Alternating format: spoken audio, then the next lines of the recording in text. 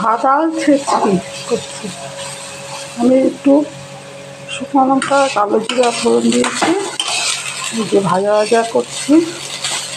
তারপরে এই যে ছোলার ডালের চাপটি মতো ভেজেছি, এটা ভাজা হয়ে গেলে এর মধ্যে দিয়ে দিব। এবং লাগে খেতে, নামানোর আগে একটু মিষ্টি দিয়ে দেবো, হেভি টেস্ট। কে খেতে ভালোবাসো ভাজা? ভাজালো বলে, অনেকে থোড়ও বলে, আমি দুটোই বলি যখন যা মন চায়। এটা এখন দিয়ে দেবো, আমার হয়ে এসছে।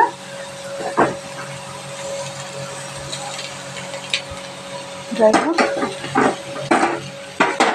হেভি টেস্টি একটা খাওয়া এবং উপকারীও।